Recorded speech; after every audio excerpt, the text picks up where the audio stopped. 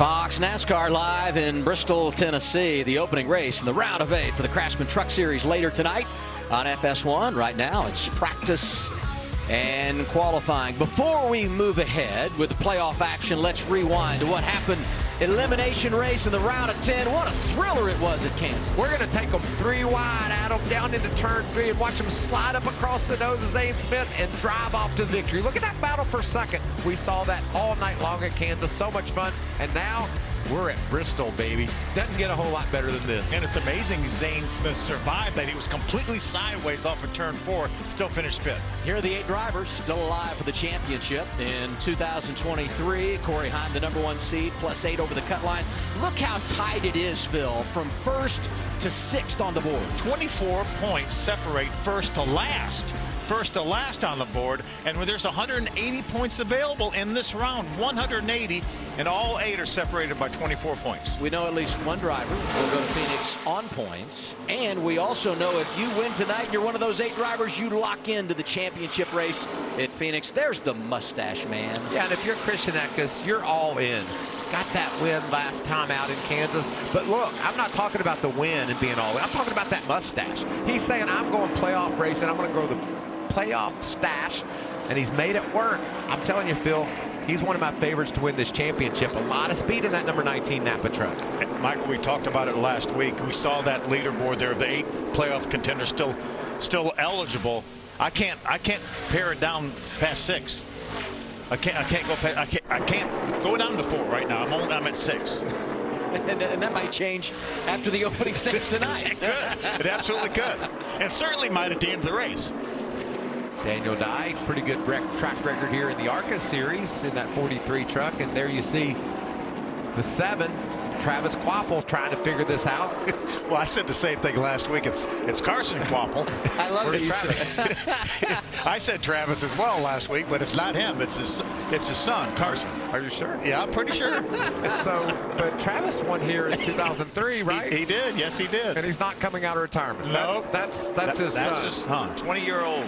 Carson Kvapil. What a resume he has in late model racing too. Really heating it up and really doing a great job behind the wheel. And this is what I was talking about. This is why you had Travis on the brain. Yeah.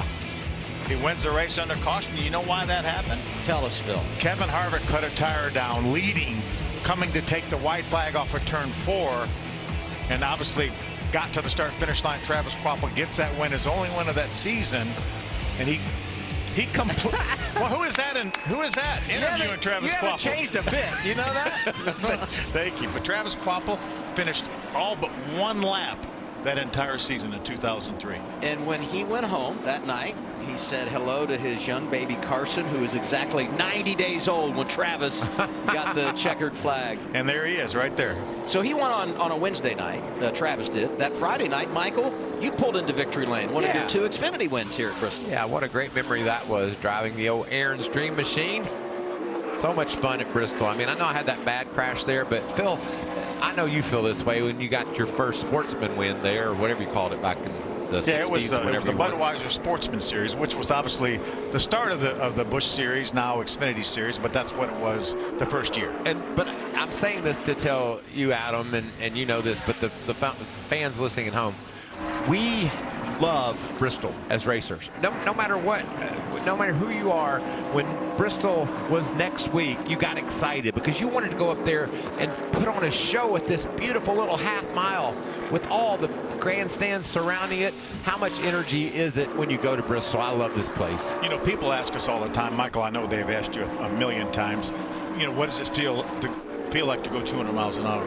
I said, well, that's all relative. You get more of a sensation of speed at a place like Bristol with a top speed of maybe 135 miles an hour than you do at a Daytona at 190 or 200 miles an hour. I want to remind everyone, practice divided into 2 groups. All the playoff drivers in Group 2. 5 minutes into this opening session, we'll be talking about all those championship hopefuls when we come back to the always entertaining Bristol, Tennessee.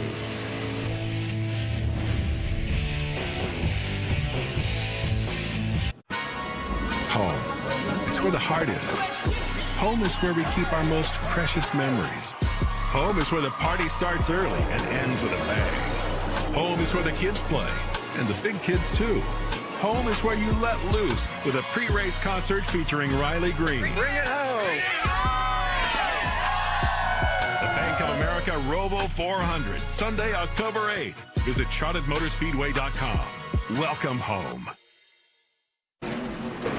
Group A practice underway for the Craftsman Truck Series. We're live in Bristol, Tennessee with Michael Waltrip, Phil Parsons. I'm Adam Alexander down in the garage.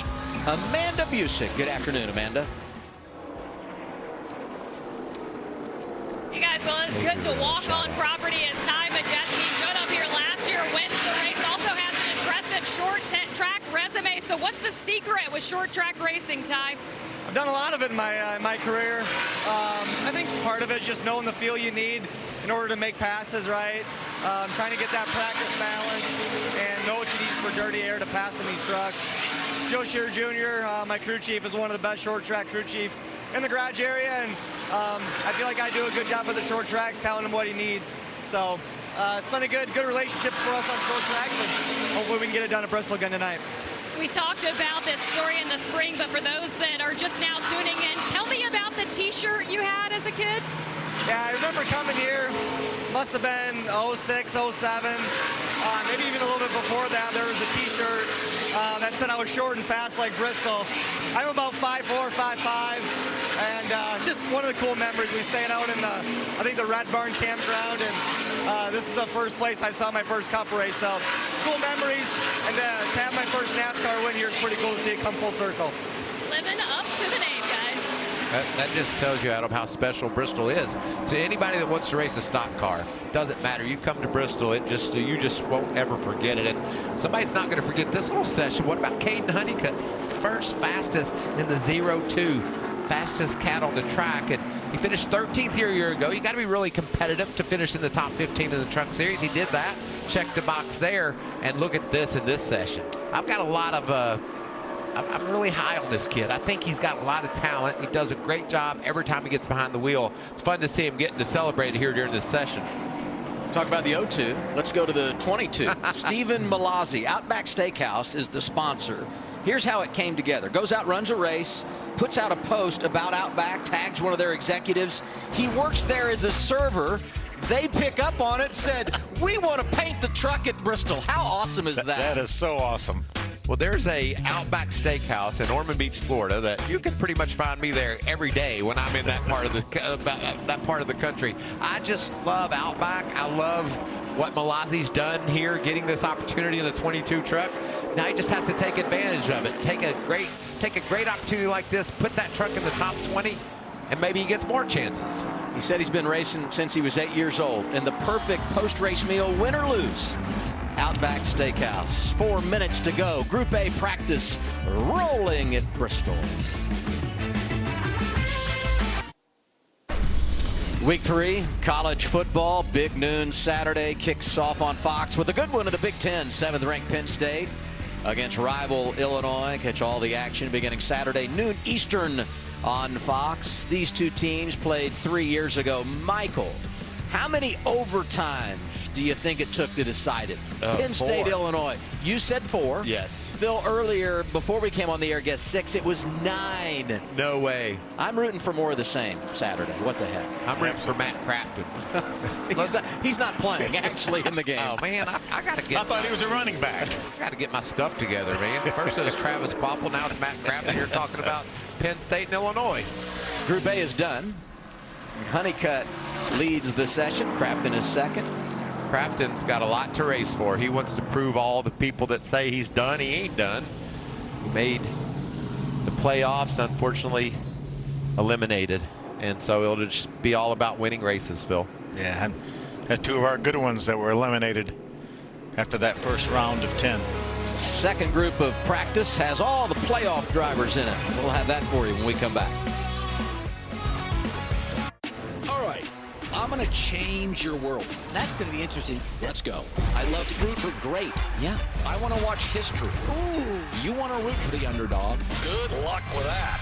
In sports, people hate what they fear. They hate the Cowboys. They hate LeBron. I've got a lot of haters. Truth hurts sometimes. I'm controversial when I don't even mean to be.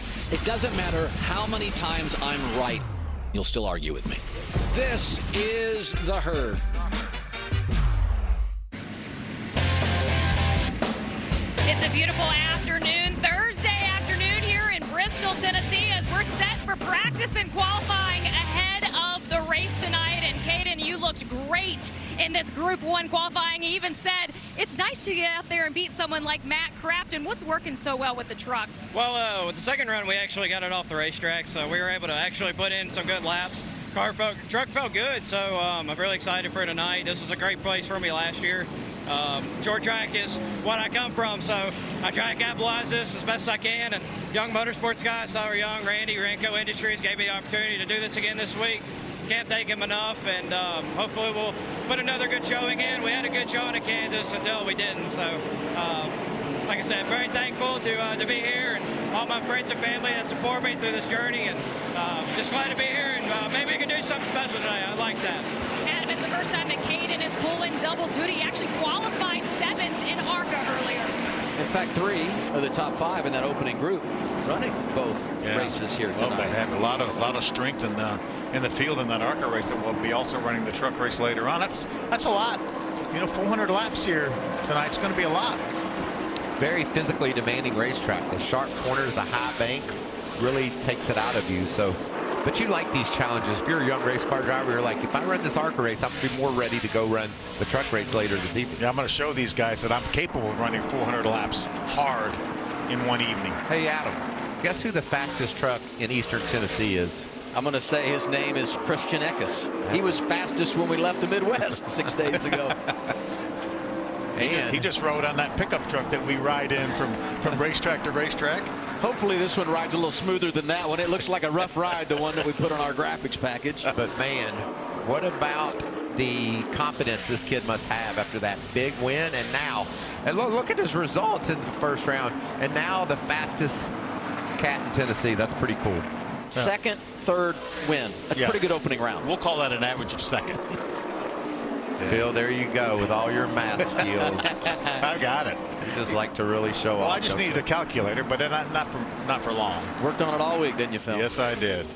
It's really interesting to me going out there and putting a fast lap right up on the board like we saw Eckes do. His third lap was at 15:42. He ran a 48 on his 6th lap. And then you look all the way down to Matt Crafton, who on his fastest lap was lap 20. So what that's telling me, guys, is tonight we're going to see some various strategies. We're going to have people that will make a chance to stay out or maybe pit early, stay out on those tires till the end of the race. We've seen that here at Bristol a lot. It'll be fun to follow tonight. That's what I love about short track racing. That's what I love about Bristol, is you can mix it up, and we're going to see a lot of different players at the front of the field. We saw Majeski do that last year. Pitted on lap 87, had a stage break after that, stayed on the racetrack to get track position, and went on to win.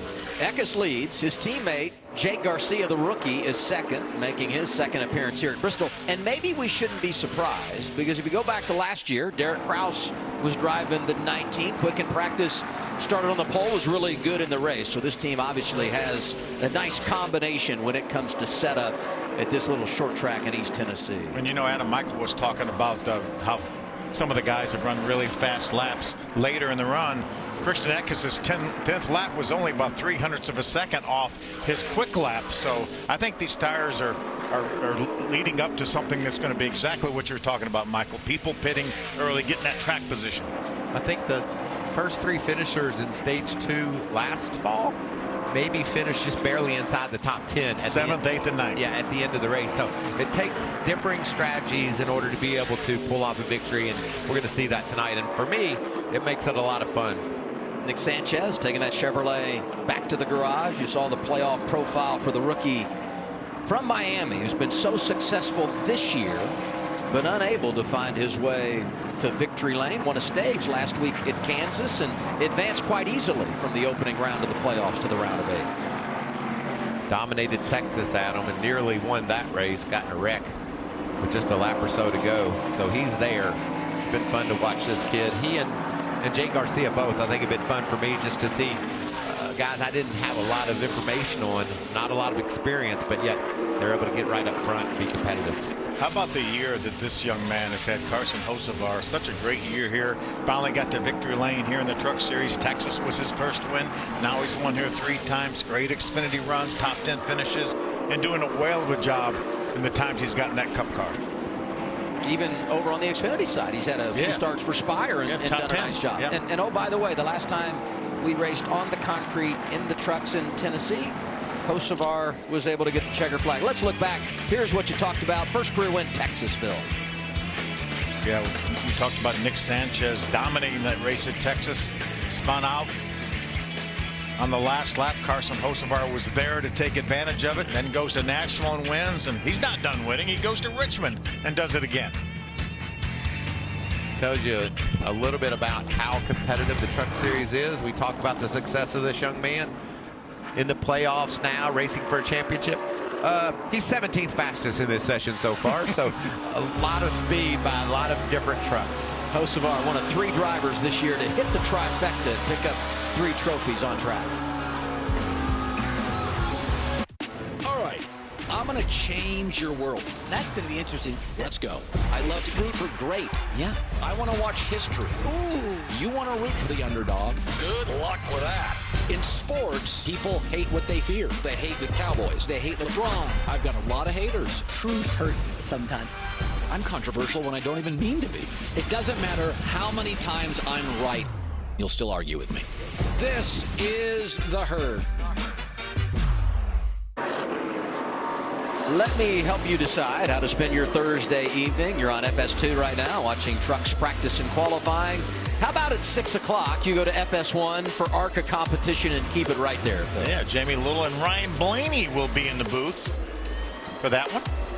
Trucks Race Day happens at 8, a setup to the opening race in the round of 8. For the Craftsman Truck Series, Phil, Michael, me, Amanda Busick, Jamie Howe back here, 9 o'clock Eastern time. Looking forward to all the fun. Maybe one driver going to find their way to Phoenix and put themselves in position to run for that championship.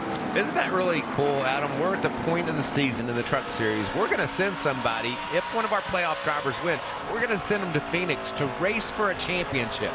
It's playoff time, and the trucks are ahead of the curve on that. Who wins tonight? Does one of our playoff guys get it done and go to Phoenix and race for a championship? The guy we're riding with right now. Is that your favorite? Yeah, I think so. I don't know how he can keep him being a favorite. Would you call him a short track guru? Yes. An ace. I'll tell you how I keep him from being a favorite. Christian Eckes, momentum, playoff mustache, fastest. The mustache might do it, you think? Fastest in this practice session. I like that 19 team right now. Look at that work he's doing. Head over to the left, just fighting that wheel. You can just see how intense it is down in there. And that's by himself. You start trying to make passes on this little tight half mile, action picks up in a hurry. You get more G-forces here than just about anywhere else we run. Such a blast to run here. You just want to get that left front right down on that yellow line, paint that bottom, keep it wrapping around the corner. That's some of the terms you'll hear these drivers use. Get in that gas as soon as you can. Listen how little off throttle time there is for Majeski. Still running some really fast laps. His last lap was a 71.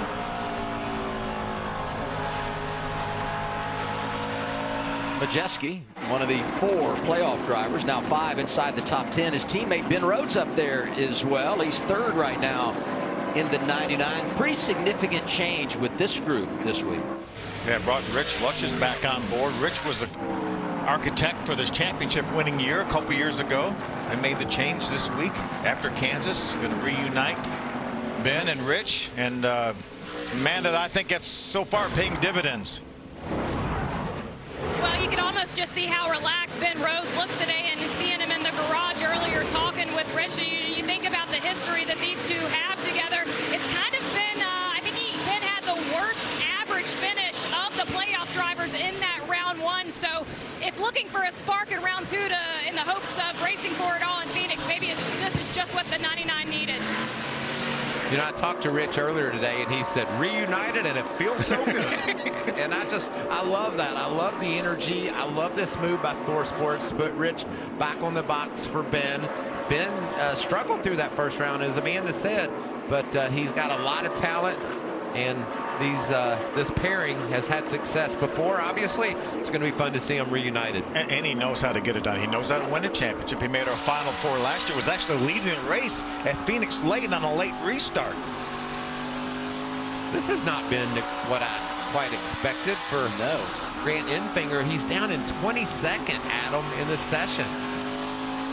When you look at his career, short tracks is what I think of. Been so good at these types of tracks. In fact, if you look at his Bristol resume, 6 starts, every time finishing inside the top 10. Am I correct, Adam, in thinking maybe his average finish at Bristol might be 5.2? I'm going to go with that. 5.2 sounds good to me. Wow. I wasn't sure of that, Phil. It seemed like it was somewhere around 5, but I wasn't sure.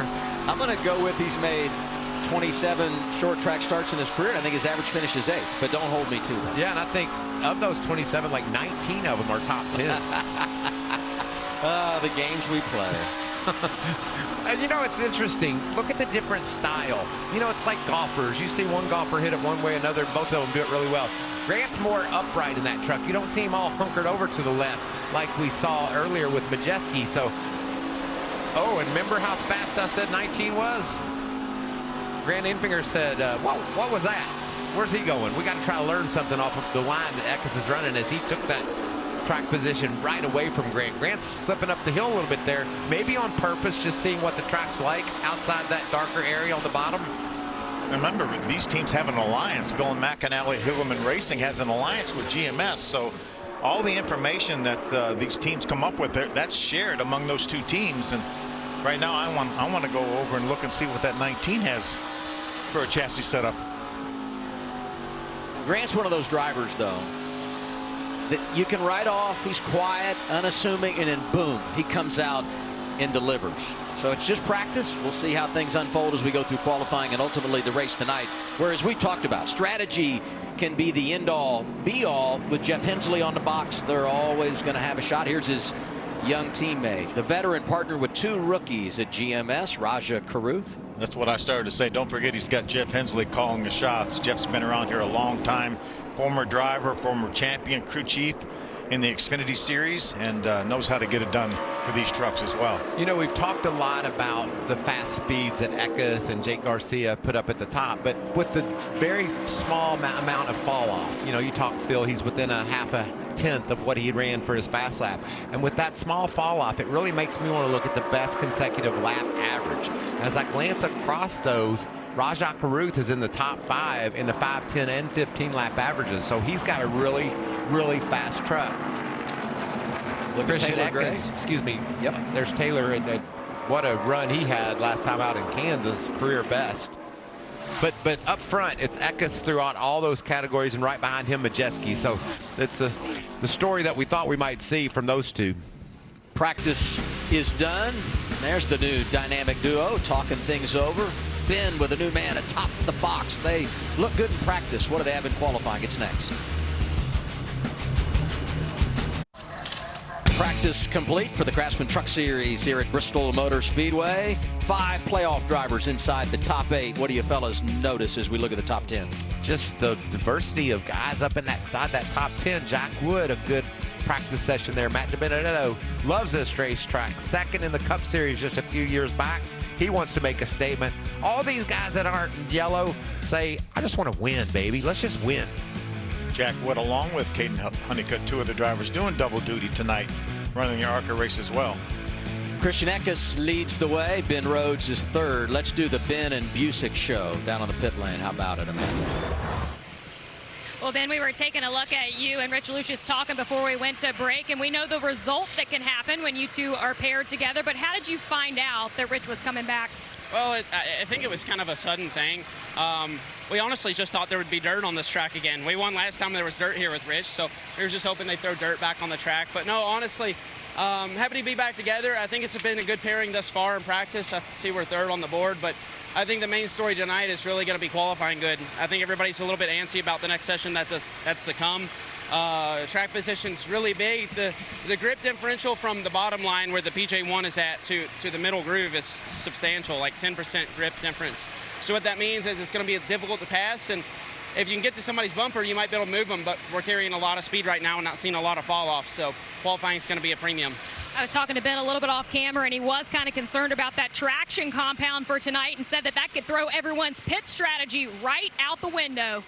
Well, the numbers don't lie. Ben talks about the importance of qualifying. We've had 25 races here. 13 times the winner has qualified in the top 3, and the average starting position of the winner 4.8. You have to qualify good to put yourself in position to go out and win the race. Yeah, this has always been one of those track position races, and that's why we were talked early in the show about the drivers that had stage points, finished 1, 2, 3 in the second stage, and they didn't finish in the top 5 in the race, and the guys that finished up front in the race, like Ty Majeski, were outside the top 10 in that second stage because they elected to come to pit road prior to the end of the stage.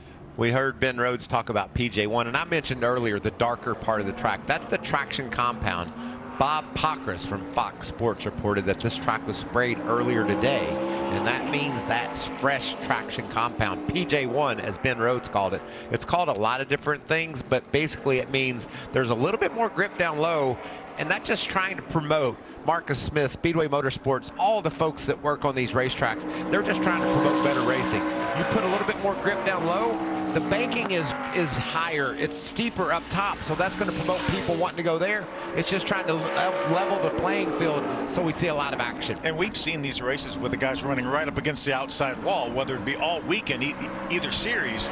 So that's just a way to try to make sure that bottom stays good, and drivers can make passes on the bottom as well as the top. Danny Bone on the track in his Rust-Oleum number 44. Bowman Gray modified Superstar coming to the Truck Series again. He's going to run a 16.03. It's about 3/4 of a second thereabout off of what we saw fastest in practice. So we'll see how that places Danny in the starting lineup. That was right about what Danny ran in practice. He was 34th quickest. So again, we have 38 trucks here. 36 will start the race. 31 will be locked in on time. So right now, that's what some of these drivers are thinking. I've got to make the top 31, which means you have to beat 7. Yeah, that's the magic number. As soon as you're ahead of 7, you can breathe and think, I'm going to go racing tonight. 1 round, 2 laps on the short track here at Bristol. Parker Kligerman third a season ago in this race. This looks really good too. Yeah, 15:57.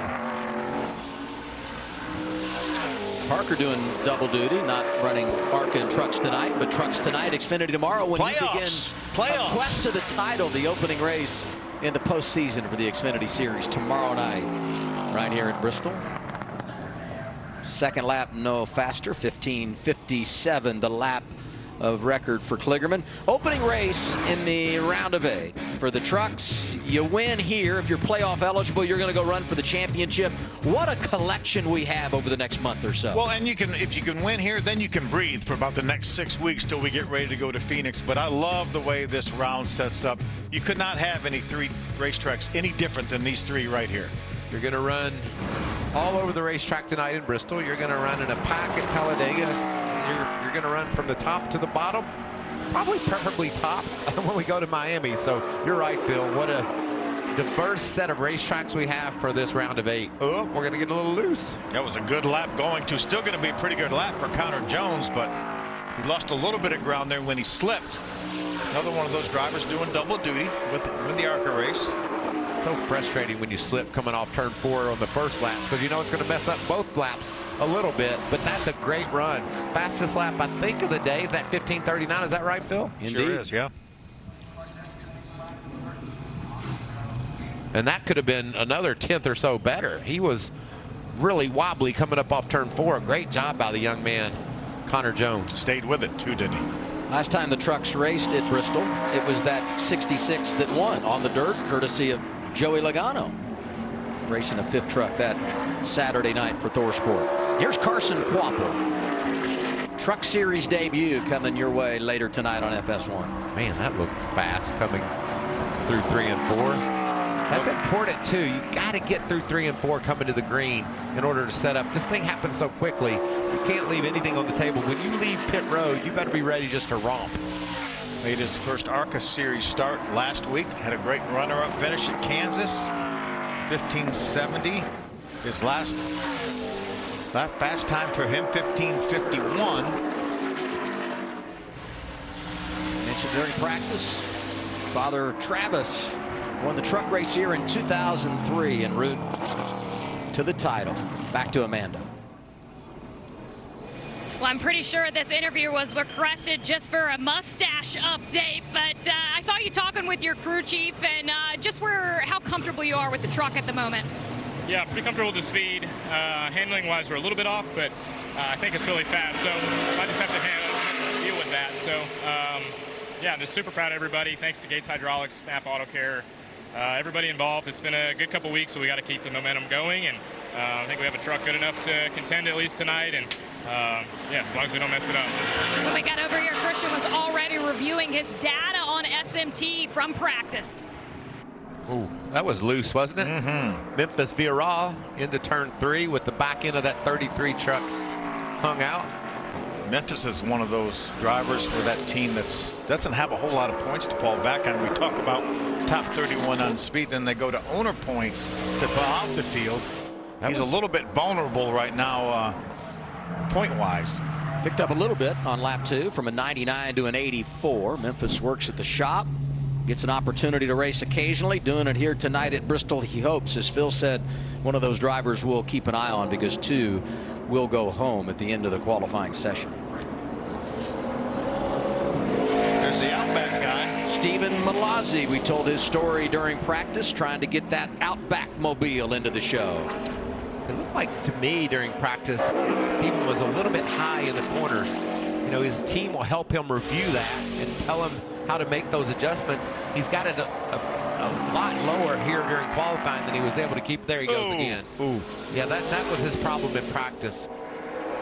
He's got to try to hug that yellow line like I talked about earlier, and he's just not able to do so.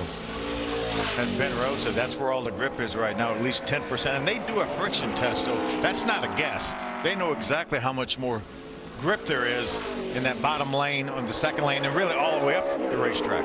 1671 on that first lap, and you saw him way up the hill. He's able to hold it down, and he picks up a bit here.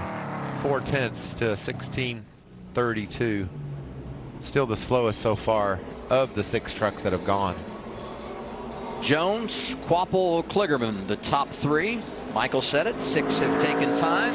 7 truck on track. Justin Carroll, 27 from Williamsburg, Virginia, hoping to make his 5th start of the season here tonight. Justin had a pretty decent practice session. Ran some pretty good laps late in the session. Maybe that's improvement on the setup. See what he's able to do here. 15:88 was his best time in practice. Big wiggle. That's not going to help. No, that's going to hurt. Now see if he can get it together and run a better lap on lap 2. Found the limits there, didn't he? Sure did. You could hear the truck hitting the rev limiter. Loose again.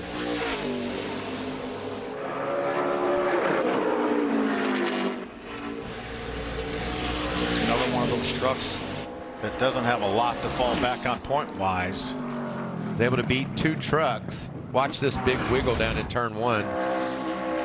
This is when you got a lot of confidence things going to stick, and then it doesn't. And you know you have new tires on. This is as good as it's going to be, and you hope that it's going to stay under you. 20 truck, Greg Van Alst, making his final ARCA start of the season tonight, 6 o'clock Eastern on FS1, and hoping to run both races. Driving the 20 here tonight on the truck side of things. Greg from Anderson, Indiana, home at one time to the 2nd largest high school basketball gym in the world. A place they called the Wigwam. You didn't know that, did you? I did not know that. Yeah, now you know. What was the attendance? What were capacity? I would say it held somewhere in the neighborhood of 8,500 if I had to guess. Yeah. High school gym, yep. Greg did a nice job in this qualifying session. Ooh. Gets away from him there, but was able to go 15.82. 4th quick so far. Greg, 4th of 8. Spencer Boyd, next truck on track. We'll have him and others when we return. It's we'll hit the brakes just like Greg Van Alst. We decided to keep it right here at Bristol. I got all wound up, ready for the break, and instead we're going to hit the brakes and keep it at Bristol. Are you messing with me and Phil, Adam? I am. I was all set to go to commercial. I couldn't wait to watch Spencer qualify. So, whoa. Let's make sure we get the 12. I agree with you. Absolutely. What a great-looking truck. Spencer does such a good job bringing sponsors to the series and to the sport. Every time I see him or see his name, all I think about 2019 at Talladega. I mean, it was magic, wasn't it? It sure was. That embodies what Talladega is all about. And we got Talladega coming up. We do. It's going to be a good one. Hey, Adam, why don't you take us to break this time? Let me do it since you messed it up. Please go ahead. We'll be right back to Bristol Motor Speedway for some more intense qualifying action. It's the NASCAR Craftsman Truck Series from East Tennessee. Welcome back to qualifying, Bristol Motor Speedway for the NASCAR Craftsman Truck Series, 10th truck out, 5th quick in practice earlier. Caden Honeycutt in the 02. Boy, it looks good, too. Yeah, did you hear the rev limiter? That means he's really maxing that thing out. This is coming to the white flag on lap 1. And look at that. 15.33, fastest lap of the day. He's going to back up that top 5 practice run here in qualifying. He's still in the green. He's feeling good about this. Oh, it slipped a little. Oh, my, into the wall. Hang on to it. He missed the inside wall. That's so critical. See that damage on the right rear? That's a critical part of the truck, too. The team will have to go to work on that. He won't be able to retain that starting position wherever he winds up, but just going for it there on lap 2 and had himself in the green until he started that exit. Just a little bit wide, but right in the center, and obviously stayed with it. But again, if he would have hit the inside wall there, that would have been with the front, and that would have been backup truck for sure. But they may be able to pour the power of that quarter panel back out and fix that. But nonetheless, a great run for Caden Honeycutt. But Tyler Young's guys are going to have a little bit of work to do before we race tonight. Yeah, I believe that truck will be fine, though. They can bend it out and go to work on it. Pretty big hit to that right rear, but they'll push that out, I believe. You won't even hardly know it when they get done repairing that truck for the race. Half the trucks after the race tonight will look worse than that, just to give you an idea of what we're expecting. They got about 4 hours to get their work done. So tough on these teams. When you have a one-day show, you go out, you practice, you qualify, and then you race. But with the ARCA event in between, gives them about 4 hours to get the truck repaired where it needs to be. And then they'll have a long climb through the field later on tonight. Yeah, and the important thing is I don't think it hit the right rear tire. I don't see any marks on that right rear tire. It's a great shot of it right there. Even though it may be flat, that's just from sliding and having the brakes locked up. Then they would have to think about the rear end housing and stuff like that if that tire hit the wall, but obviously didn't. So a great lap. Unfortunately, going to be a lot of work for the Tyler Young guys. I feel like every time we come to Bristol, he gets our attention. I rewind to the spring. He was 13th here last year. Let's go back to when we were racing on the dirt. We come out for the heat races. You remember the show he put on, got our attention, ended up finishing inside the top 10. You can see the frustration on his face, but the reality is the truck is fast, and he's wheeling that thing so far this afternoon. What about lap 2? Cross the start-finish line nearly backwards at a 15.55. So that's a little consequence for him. Certainly sad right now about making that mistake and putting the team in a bit of a box. But I think they're going to appreciate the effort. Just got away from him. A little support from Carson Hocevar there. Yeah, Tom, don't worry about it. But you were going for it, man. That's what Carson's telling him right now. Those laps in the ARCA race for Honeycutt could do him a lot of good. Get him calmed down, get his rhythm back, so the next time he's behind the wheel won't be starting in that truck. He's got a little time in between. As we look at our double dippers, you got Honeycutt, William Sawalich, who no doubt will be one of the favorites later on this evening, Greg Van Alst, Jack Wood, and Connor Jones, who we anticipate will be fast in both races. I think everybody on that list is a potential winner in that ARCA race tonight. Especially this young man right here, 16 years old, William Sawalich. How impressive has he been, Michael? Every time we see him come out, he does something that makes you think, it reinforces your thought on him that he's going to be a superstar as he climbs the ladder in NASCAR. And that's what's so great about the truck series. I know Phil gets to sample them a little bit first in the ARCA, but when they come to the trucks, when they do the things that William Sawalich has done, you're like, well, not only is he going to win truck races, he could win cup races one day. We've seen it before. We saw it here at Bristol just a couple of years ago. Sam Mayer hopping out there and getting a victory at 16 years of age in the trucks, and now he's an Xfinity winner. He actually won the ARCA race that same night. We went back-to-back wins in one night, but good-looking lap for Sawalich here. Opening lap was 7,000 slower than Honeycutt. Lap 2 puts him top of the board, 15:24 for the 16-year-old. You know, he's also racing for a championship. This is maybe a second pole of the evening. I feel like every time I look at the front row for an ARCA event, it's Sawalich and Jesse Love. When Sawalich is it's a racetrack that he can race on. He can't race on all the racetracks, but the ones he can. And that truck, or the car, ARCA car that he's driving here, is the same car that went to Victory Lane with Connor Mosack last week at Kansas. So it's going to be fun to watch tonight.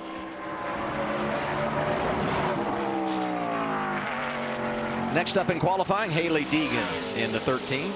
What a great looking truck here. ThorSport always brings such good looking trucks, but this one's America's Navy as a sponsor on this truck. That's a good lap for Haley. 15.36, just 3/100ths off of the lap by Caden Honeycutt. Matched even a little bit quicker than her teammate Connor Jones. Just a tick off on the lap number 2, but nonetheless a great effort for Haley Deegan. People, I don't think, sometimes respect how difficult going out there from 0 to running 2 laps around a half-mile track in under 16 seconds. How difficult and how intense that is.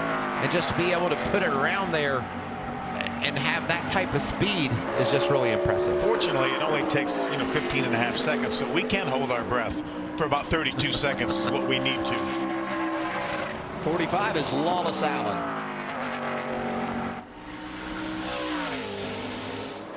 Good looking lap going for Lawless here as he enters turn 3. Keep that thing right down on the yellow line. Lost it off 4 a bit there. Still a pretty solid lap at a 15:41. I used to like when we qualified, Phil, when it was one and done. I like holding my breath for 15 seconds. Not 30? Not 30. when you're setting in the line to go qualify and somebody runs faster on lap 2, you're like, all right, I might have to go run 2 laps instead of 1. 56 is Timmy Hill. Timmy's another driver that will be doing double duty, but not the ARCA race later tonight. He'll be running the Xfinity race tomorrow night. A few different versions of double duty this weekend. Yes. Trucks and ARCA, Trucks Xfinity, and the even seldom Trucks Cup for Carson Hocevar. Going to get back in that 42 car that he gave such a good ride last week at Kansas. And Darlington as Darlington, well. Darlington 20 as well. Yeah. He's been fun to watch this year. Even rewind St. Louis when he was running the 7. Had such a good run going before they had the brake issue. Timmy Hill up in the 6th spot so far in this session. Good lap. Right now, we've had about 7 of our trucks run faster than the top 5 did in practice. These guys are bringing it. Second lap no faster for Timmy Hill, so he stays in 6th. Sawalich, Honeycutt, Deegan, Jones, and Allen, the top 5, as Brett Holmes pulls onto the track. Munford, Alabama's Brett Holmes comes up through the gears. He's looking forward to that second race in the round of 8 in a couple of weeks. Not playoff eligible, obviously, but loves going home, racing at Talladega, and an opportunity to pull the upset and get a victory in the Craftsman Truck Series. It's been oh so close in the ARCA series at Talladega going to victory lane.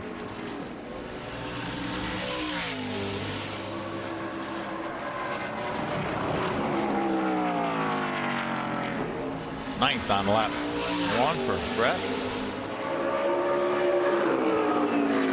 Former ARCA series champion. Just a little bit up the track there as he entered turn 3. When it doesn't take much, does it? It's such a fine line here at Bristol. He stays in the 9th position, 1566. Let's go to Amanda. Corey Haim told me earlier that he finds Bristol to be a crapshoot. Well, how do you handle those odds tonight? Yeah, it's just tough when everyone's so close together. I mean, this place has so much grip that there's not a lot of separation between trucks. So I can only speak for our own Safe 500 Charity Pro and saying that it's been really solid today, as good as it can get, I feel like. But I'm just really thankful for Tricon Garage and Toyota Racing, and looking forward to trying to stay up front. Track position is going to be everything. When I talked to the regular season winner earlier today, he said he is still the favorite to win this championship. No question. Comes in atop the leaderboard as we begin the round of 8. 12 consecutive top 10s. He's led laps in 12 consecutive races, and you saw his results in the playoffs, an 8th and a couple of top 5s. So picking up where he left off as we've hit the postseason. Look at Daniel Dye to the was at the top of the leaderboard there for just a second. He slipped now back to the 2nd spot. Can he get there? No, second at a 15:33. I talked when we were showing practice earlier, the strength that Daniel's shown here in the ARCA car. First Truck Series start, but that's a great lap for that young man. He flashed into the green, and I'm like, he is going to get there, and couldn't hang on to it. So Daniel Dye goes 2nd to William Sawalich. And so it begins on the 02 truck, Adam. You talked about the team going to work. They got their work cut out for them, but I believe that truck is very repairable, and he'll be just as fast tonight as he was in qualifying. Here's Matt Crafton. Knows what it's like to win a championship, made the playoffs, eliminated in the opening round, so he does not advance. But as Michael said during practice, so much to race for. 15 career wins for the driver out of California. 3 of those have come on short tracks in the NASCAR Craftsman Truck Series. Been runner-up twice here at Bristol. Had a solid practice session. I mentioned that he ran his fastest lap, like on lap 20-something, so that means he'll be good in the race tonight. Got a good lap going here on lap 2. Picks it up. 7th to 6th, 15:40 for driver 88. See, Sawalich is 15:24. Then look at all the 30s behind him. We've got 4 trucks in the 30s, and we'll have more before we're done. I just noticed the fact that Dye and Honeycutt ran the exact same time. I mean, how crazy is that? A half mile around at these kinds of speeds, 15:337, identical. Grant County mulch. See the tree on the back there? See, Simpsonville, South Carolina is where Colby's from. I went to a concert in Simpsonville, South Carolina last week. Who'd you go see, Phil? Doobie Brothers. Did you know? It's your band, right? Yeah, I played cowbell with those guys before. And a nice job you did, too. They didn't ask me to come back. They say anything, Phil? About I was looking for you there. I didn't see you on the stage. Colby Howard will run 15:65, just outside the top 10 on that first lap. We got a little bit wide on that first lap. He's going to pick it up. Going to be a lot better second lap. Yeah, there it is. Up to 8th, 15:44 for South Carolina's own Colby Howard. Tanner Gray coming up. Little Stuart Friesen, who's been good at Bristol. Or maybe it's Jake Garcia, who is 2nd in practice. Halfway home, it's qualifying for the Craftsman Truck Series at Bristol. Here comes the 15 of Tanner Gray. Be the 19th truck to go out in the session.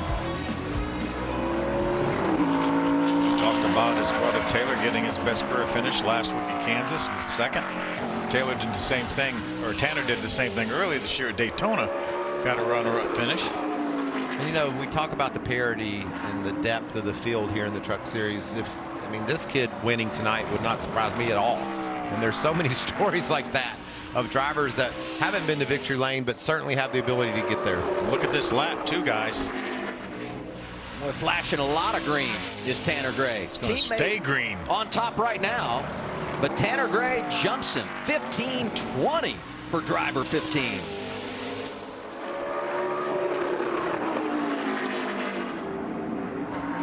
He stays in it, but not going to improve on what was an outstanding lap. Tanner Gray, P1, just in front of his teammate William Sawalich. Back to Amanda.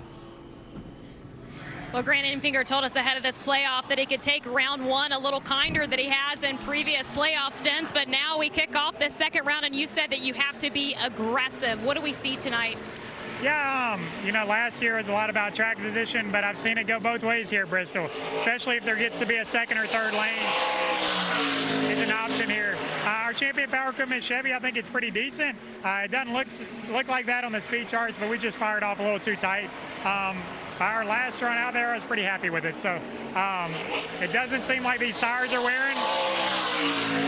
But just have to see what the track does tonight. Good luck, Grant. Thank you. I agree with that assessment. The tires aren't wearing. And that's what we saw in practice. A lot of fast speeds when they got 20, 25 laps on those tires. And Grant talked about he's seen it go both ways. We talked about last year how the guys that finished 1, 2, 3 in the second stage didn't finish in the top 5. Well, 2 years ago, Sheldon Creed led over almost 190 laps in a late restart. Got together with Chandler Smith Racing for the win and cut a tire down. So, and he won both stages. So it can happen both ways. What about that lap for Jake Drew? Third quick in that number 61 truck. The reigning Arca Menards West Series champion. And coming off a career best finish, 10th last week on Friday night at Kansas. Dean Thompson in the 5. Maybe some confidence for him as he looks at the leaderboard and sees his teammates, Tanner Gray, William Sawalich up there.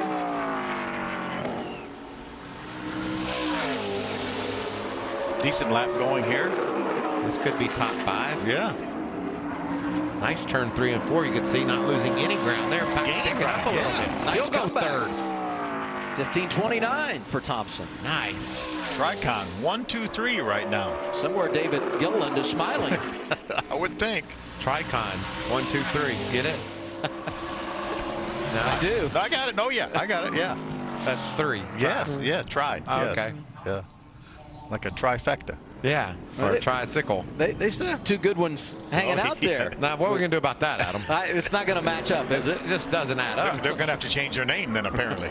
Raja Caruth, top 10 in practice. We just heard from his teammate, Grant Enfinger. His other teammate had a pretty decent run. Daniel Dye is 5th. Let's see what the rookie from Washington, D.C. can do.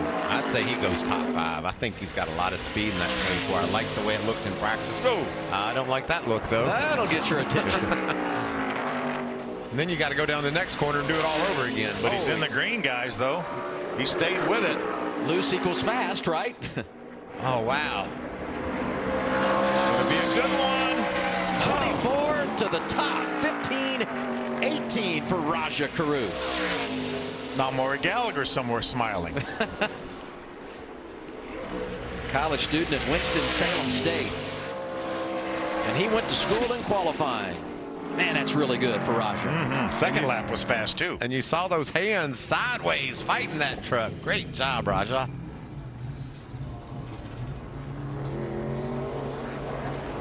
That truck in practice impressed me. That's why I felt like that this was really going to be a fast lap, and he didn't disappoint. Yeah, top 5 in what, 5, 10, 15 laps? Is that what you were saying? Yeah. Talk so much about the teammate comparisons here in qualifying. Jake Drew is 5th. Here's his teammate, Tyler Ankrum, in the 16. Has enjoyed a decent amount of success here at Bristol. 4 starts, I believe, a couple of top 10s. Oh! All right, let's regroup. We know this lap's a throwaway. Ease it down into 3. Yeah, don't overdrive turn 3 and just compound the problem. Get on it hard and go. See how much he's going to pick up here. Over a second off on lap 1 after that big slide. Yeah, 14th, only one way to go for Ankrum, trying to dig in and make up some ground after he went up the hill in that opening lap. He'll go 13th on that second lap. Adam, for 15.467 for Ankrum.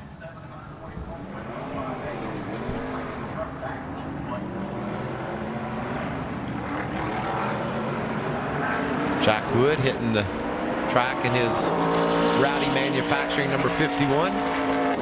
He's driving for the right team, KBM, 4 wins all time at Bristol in Truck Series competition. And the boss man, pretty decent here. Kyle. How do you sweep all? I mean, we talk about being, how do you finish all 3? Kyle just won all 3. He did it twice. I know, it's just, that's the most amazing stat.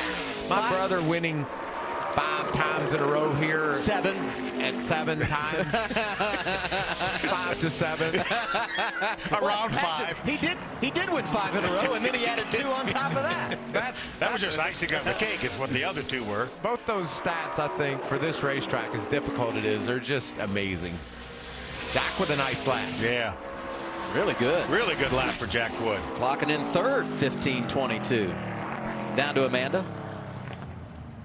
On the backside of Rajah Caruth's lap, Carson Hocevar said, I think there's a 15 flat out there. You know, this is our 5th short track visit this season. You've already won 2 so far. What have you figured out about this format? I mean, I don't know if we've 100% figured it out. Well, the true test is round 8. This is where everybody's got every trick up their sleeve, every superpower, whatever the case may be. Everybody's bringing the best of the best stuff. So we'll see that everybody's got you know, the same opportunity here to lock into Phoenix. So our truck, our Nice Motorsports group, we're working really hard. We're 8th in practice. We didn't unload very good, but it's not about how you unload, it's about how you end. So I think we got it working pretty good. Phil Gould's got some tricks up his sleeve on adjustments and stuff, and made good adjustments. We'll just have to see what it's like in qualifying. I don't know if you're really going to be able to pass it all, and honestly, with the way they got the racetrack, so it's going to be important. We saw Caden Honeycutt frustrated after his miscue on track. What did you say to him? What's that, sorry? What did you say to Caden Honeycutt after his miscue? I've been there, I've done that, you know, Sonoma even, so just wanted to help him out. You know, he works in the shop at Nice a little bit, been friends for a while, so you know, I needed those words of encouragement after Sonoma, and you know, I got to be able to give that back a little bit. We've talked about the owners feeling good in qualifying. Kyle Busch satisfied so far. Jack Wood is 4th, and the new leader, Chase Purdy, who won the pole last Friday at Kansas. 15-14. What a season it's been for Chase Purdy. This is really a season that he's coming to his own, really showing some flashes of some speed. Wouldn't it be cool to see him get a win? Because he's been so good. And this is a team that struggled throughout the summer, but had a nice run in Kansas, got back on track. I was talking to Stewart earlier today, and he said we feel like we learned where we were off base and got it together. Only 21st fastest on that first lap. See if he can pick it up here on lap 2. Yeah, he will. That first lap he was outside the traction compound. Just no grip, and you heard Carson Hocevar talking about right now. He doesn't know if they're going to be able to pass because nobody has been off the bottom of the racetrack. That'll change. They'll start bumping into each other, sending them up the hill. We'll see a great race tonight. 15th for Friesen, 15:46. Jake Garcia, so good in practice. We'll see what he can do. Second career start at Bristol coming later tonight on FS1. This is going to be a heater, y'all. This truck was so solid in practice. I talked about how good Rajah Caruth was. Same for Jake Garcia. I mean, this is the lap, Phil, where you commit before you even know what's going to happen. Oh, there it is. That's what I'm talking about. You've just got to think it's going to stick in order to go get the pole. He was on a flyer, but now he's going to qualify terrible because of those slips and slides. As you mentioned, he got sideways coming off for turn 4. That's going to hurt this lap. Oh, but somehow he's overcome it, and he's in the green. I can't believe that first lap was as fast as it was with a big slide. Hang on to it. I said he's going to qualify terrible. He's 6th. That's compared to what was potentially there. What speed this 35 truck had, and he was giving it his all. And that's the lap he qualified 6th on. And then it doesn't get much better. And that lap was about the same as the first. What a great job of driving for Jake Garcia. He came to play, didn't he? Put it all on the line. 10 trucks remain, including those 8 drivers going for the championship.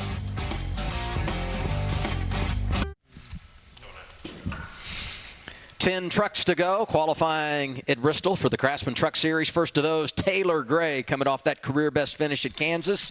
And he's a driver that's pretty good here at Bristol, too, both ARCA and trucks a year ago. Coming off that great finish last week. Pretty solid lap going. The 18-year-old out of Denver, North Carolina, got her sideways off turn 4. Good enough to put him 6th, even though he had to hang on to it.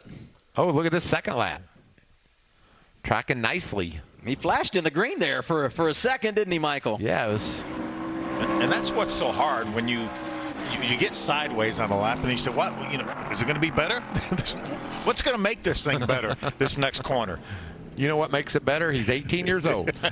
And what you don't know sometimes don't hurt you. And he just kept the hammer down and was able to run faster on lap 2. Let's celebrate Tricon again. Taylor Gray 5th, Sawalek 6th, Dean Thompson 7th. You got Tanner up there in the 3rd position leading the group. So overall a great effort for them. Corey Heim still to come. And the last of our non-playoff drivers, here's Matt DiBenedetto. He's had some good runs at Bristol over the years. Yes, he has. Maybe at least one runner-up finish in the Cup Series at Bristol. To Denny Hamlin, who's not bad. Yeah. And he was just right there, too, just on the bumper of Denny all the way to the checker. I remember Denny saying, I mean, if there was ever a race that I hated to win, it was this one, because he knows how much that race would have meant to Matt.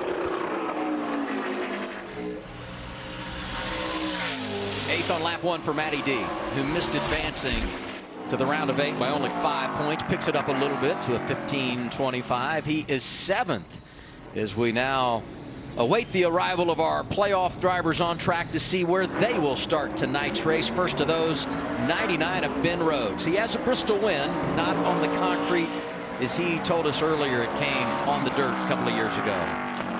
What a performance that was. I've never seen a truck so sideways. He was dirt tracking it that night and was able to go to victory lane. Yeah, a couple of the crew chiefs told me that he was going to win that race before the race ever started. He was that good in practice. Look at this lap. Was fast into 1, lost some through 1 and 2. Lost a lot, actually.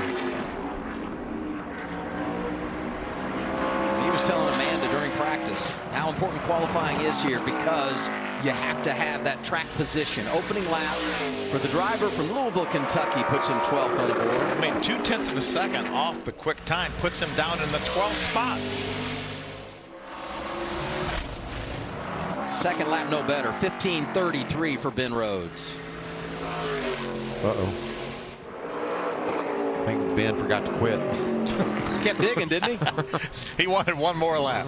That's how intense it is, and I've been there. You're just so focused on what you're doing, forget to turn off the track.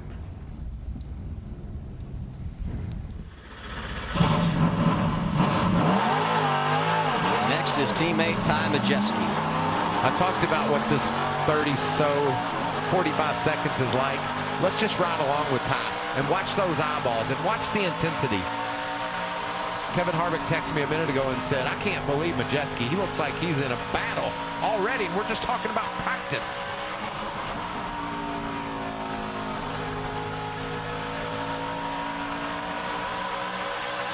Boy, sure looks good doing it, doesn't he?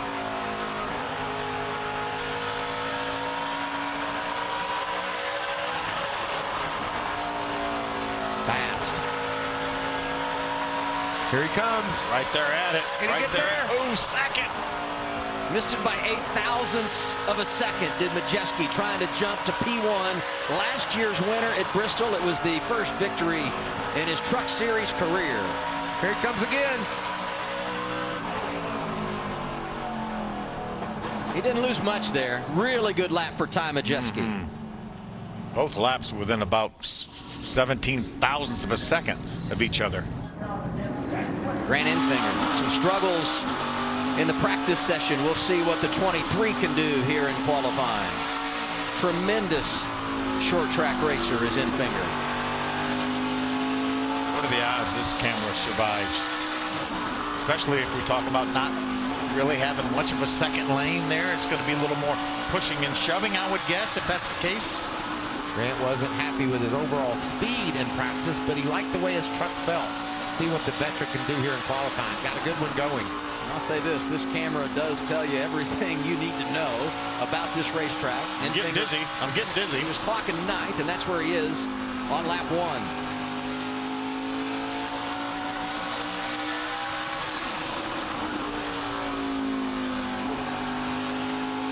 Oh, lost a little bit of ground there. Just a little bit tight, it looked like. Slid up the hill. So he'll go 9th quick after that little 2-lap sprint. 5 more trucks to go. The 41 of Bailey Curry will not make a qualifying attempt.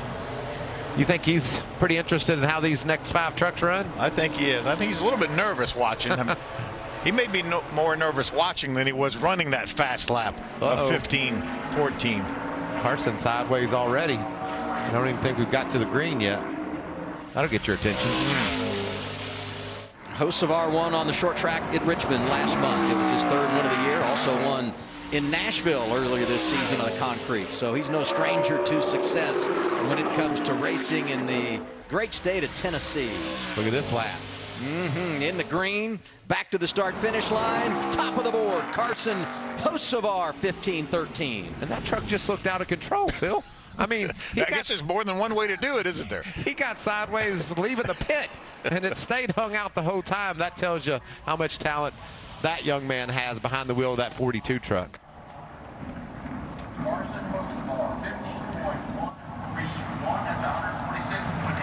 He just decided to one and done it, and I don't blame him. That was a lot of work for that one lap. There's a few others that I think after further evaluation might have said one and done would have been a good way to go. Zane Smith, defending champion. He does have a short track win on his resume. Came at Martinsville a few years ago. Let's see what the 38 has for him. That was a win at Martinsville to advance, right? It was. Yeah.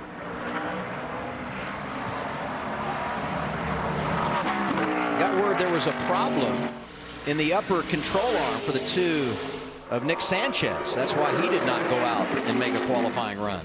Front suspension issues. A lot of load on these trucks here at Bristol. If anything could go wrong, it will here. 9th for Zane Smith on the opening lap. About 12 1/100ths of a second takes you from 1st to 9th. Crazy, isn't it? Sure is. Let's get Statman Joe to tell us how many feet that is. Is a 1/10 of a second on a half-mile track here at Bristol. It's got to be less than 10, huh? Oh yeah, I would think for sure. Yeah. That's how much difference I'm talking about in these trucks running around this racetrack. You put them all out there together, no wonder we run into each other. That's a happy young man there, Carson, with that lap. He should be. As was the crew chief, Phil Gould. He was happy too. One of the themes of qualifying, the success of Tricon Garage. Here's the last of their trucks, regular season champion, 2-time winner, including on the half-mile at Martinsville earlier this year, Corey Hine. Now, if looks or anything, that truck looked like it's going to set. Oh! Well, never mind. Up till then, it looked like the best handling truck in Tennessee, and then it went away.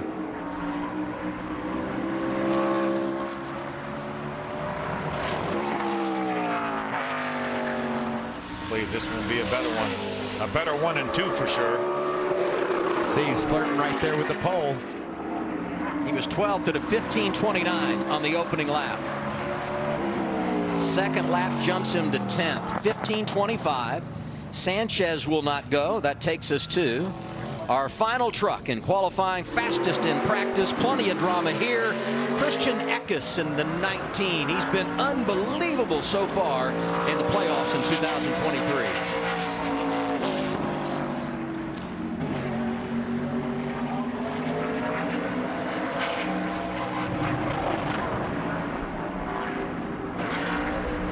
Man, a lot of gas. You heard him just stomp on the pedal off turn 4. Still a little off throttle time. He's in the green, guys. Half a lap to go. The intense look of Carson Hocevar, helpless watching on. 4 thousandths of a second separate him on that opening lap. Hocevar still in front of Eckes. It's going to be close. Second lap for Eckes. He's on the pole. 15:10. Incredible. How much fun was that? Christian Eckes riding a wave of momentum. So good in the playoffs, averaging a second-place finish in the opening round. Got his 3rd win of the season at Kansas last Friday night, and he'll be the man in charge of the field when we go green this evening. It's his 6th career pole. His last pole coming at the playoff opener at IRP last month.